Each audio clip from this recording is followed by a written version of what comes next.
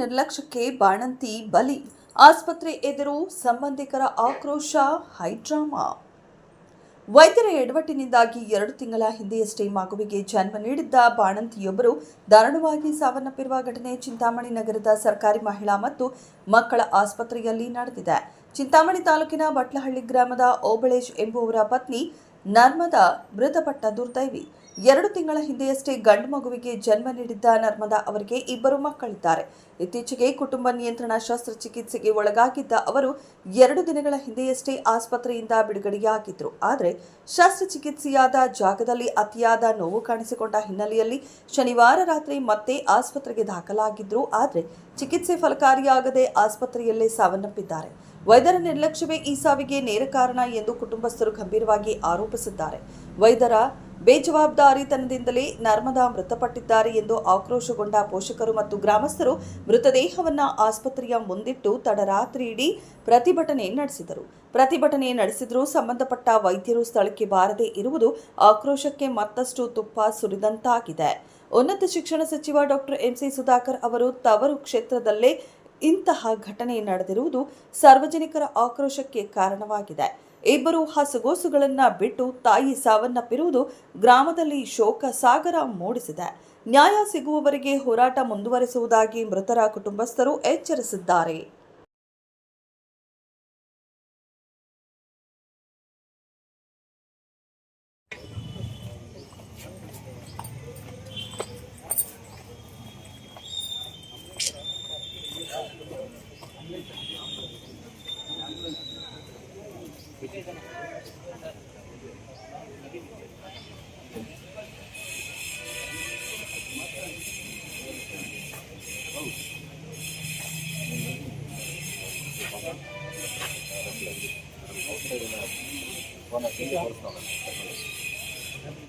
ನನ್ನ ಹೆಸರು ನಮ್ಮದು ಹೆಂಡತಿ ಹೆಸರು GN ನರ್ಮದಾ ಅಂತ.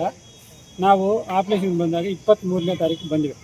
23ರಿಂದ ಆವತ್ತು ಬ್ಲಡ್ ರಿಪೋರ್ಟ್ ಎಲ್ಲ ಆವತ್ತು ಮಾಡಿಸಿ ಮತ್ತು 24 ಬೆಳಗ್ಗೆ 6 ಗಂಟೆಗೆ ಮಾಡ್ತೀನಿ. 2ನೇ ದಿನ ಬೆಳಗ್ಗೆ 6 ಗಂಟೆಗೆ ಮಾಡ್ತೀನಿ ಅಂತ ಹೇಳಿದ್ರು. ಸರಿ ಅಂತ ನಾನು ಇಲ್ಲಿಗೆ ಬಿಟ್ಟು ಹೋದೆ 6 ಗಂಟೆಗೆಲ್ಲ 6 ಗಂಟೆಗೆಲ್ಲ ಬಿಟ್ಟು ಹೋಗಿ ಮನೆ ಹತ್ರ ಹೋದೆ. ಕೆಲಸ ಮಾಡಿಕೊಂಡು ಇದ್ದೆ. 8:15 ಎಲ್ಲ ಮಾಡಿಬಿಟ್ಟವ್ರೆ. ಅದು ಅಷ್ಟೊತ್ತಿಗೆ ನಮ್ಮ ತಾಯಿ ಒಬ್ಬಳು ತೀರ್ಕೊಂಡು 10 ಗಂಟೆಗೆ ತೀರ್ಕೊಂಡ್ಬಿಟ್ಟು ಮತ್ತೆ ಫೋನ್ ಮಾಡಿದೆ. ಇನ್ಫೆಕ್ಷನ್ ಆಗಿದೆ, ಏನಪ್ಪ ಮಾಡೋದು, ಈ ಥರ ದೊಡ್ಡ ಆಪ್ರೇಷನ್ ಮಾಡಬೇಕಂತ. ಇನ್ನು ಬೇರೆ ಯಾವುದು ನಾನು ಪೇ ಕಟ್ ಆಗಿದ್ದು ಏನೂ ಹೇಳಿಲ್ಲ.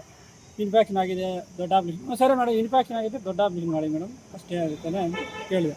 ಆಯ್ತಪ್ಪ ಸರಿ ಅಂತ ಇಟ್ಬಿಟ್ರು.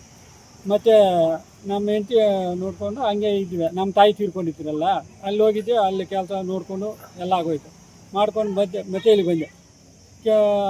ಆರಾಮಾಗಿದ್ದು ನಾನು ನೋಡಿಕೊಂಡು ಹೋದೆ. ಸಾಯಂಕಾಲ ಊಟ ತಗೊಂಡು ಬಂದೆ. ಅವ್ರಿಗೆ ಊಟ ಏನು 3 ದಿವಸ ಅಂದರು. 7 ದಿವಸ ಆಗಿದ್ದು ಊಟ ಕೊಟ್ಟಿಲ್ಲ.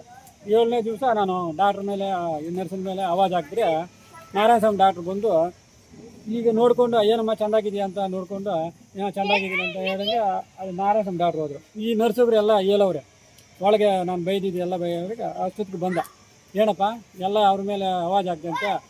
ಇದು ಇದು ಪೇಗು ಕಟ್ ಮಾಡಿದ್ದಾರೆ, ವಾಣಿ ಮೇಡಮ್ ಅಂತ, ವಾಣಿ ರೆಡ್ಡಿ ಮೇಡಮ್ ಅವರು ಪೇಗ್ ಕಟ್ ಮಾಡಿದ್ದಾರೆ. ಪೇಗ್ ಕಟ್ ಮಾಡಿದೆ. ಮತ್ತೆ ನೋಡಿಕೊಂಡು ನಾನು ರೆಡಿ ಮಾಡಿದ್ದೀನಿ. ಈಗ ಅದೆಲ್ಲ ಪೈಪೆಲ್ಲ ಹಾಕಿದ್ದೀನಿ, ಆರಾಮಾಗೈತೆ. ಈ ಮೆಡಿಸಿನ್ ಎಲ್ಲ ಆಚೆಗೆ ತಗೊಂಡು ಬರೋ ಅಂತ ಎಲ್ಲ ಮೆಡಿಸಿನ್ ಎಲ್ಲ ಆಚೆಯಿಂದ ನಾನು ತಗೊಂಡು ಬಂದು ಕೊಡ್ತಾಯಿದ್ದೀನಿ. ಎಲ್ಲ ಆಗ್ತಾಯಿದ್ರು. ಮತ್ತು 10 ದಿವಸ ಆಯಿತು. 10 ದಿವಸ ಏನೂ ಹೇಳಿಲ್ಲ. 11 ಆಯಿತು. 14ನೇ ದಿವಸ ನಾನು ಇವರು ಏನಂದ್ರೆ ಸಂತೋಷ್ ಡಾಕ್ಟ್ರು ಇವರೆಲ್ಲರೂ ಆಯ್ತಪ್ಪ ಮಾತಾಡೋಣ ಬರ್ರಿ ಸಂತೋಷ್ ಡಾಕ್ಟ್ರಿಗೆ ಆಪ್ರೇಷನ್ ಆಗಿದೆ ಕಾಲಂತ. ಆಪ್ರೇಷನ್ ಕೋಲಾರ್ಗೆ ಹೋಗಿದ್ದೀನಿ. ಅಲ್ಲಿಂದ ಬರೋಕ್ಕೆ ಬುಧವಾರ ಬಂದು ಗುರುವಾರ ಬೆಳಗ್ಗೆ ನಾನು ಮೇಲೆ ಕರೆಸಿ, ಏನಪ್ಪ ಇದೆಲ್ಲ ವಾಸಿ ಆಗಿದೆ, ಏನಂತ ಹೇಳಿದ್ರೆ ಭರೋಸಾ ಎಲ್ಲ ನಾವೇ ನೋಡ್ಕೊತೀವಿ, ಏನು ಪ್ರಾಬ್ಲಮ್ ಬಂದರೂ ನಾವೇ ನೋಡ್ಕೊತೀವಿ, ಏನಪ್ಪ ಈಗ ಡಿಸ್ಚಾರ್ಜ್ ಮಾಡ್ಕೊಂಡು ಹೋಗ್ತೀವಿ. ಸರಿ ಸರ್, ಎಲ್ಲ ನೋಡ್ಕೊತಿರೋದು 10 ಜನ ಡಾಕ್ಟ್ರು ಎಲ್ಲ ಹೇಳವ್ರೆ.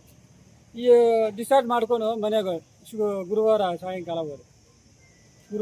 ಶುಕ್ರವಾರ ಸಾಯಂಕಾಲ ಹೋಗಿ ಶನಿವಾರ ಬೆಳಗ್ಗೆ ಸಾಯಂಕಾಲ ಊಟ, ಭಾನುವಾರ ಬೆಳಗ್ಗೆ ಸಾಯಂಕಾಲ 8:30ಗೆಲ್ಲ ಊಟ ಮಾಡಿದು ನಾವಿಬ್ಬರು ಮಾತಾಡ್ಕೊತಾ ಇದ್ವಿ.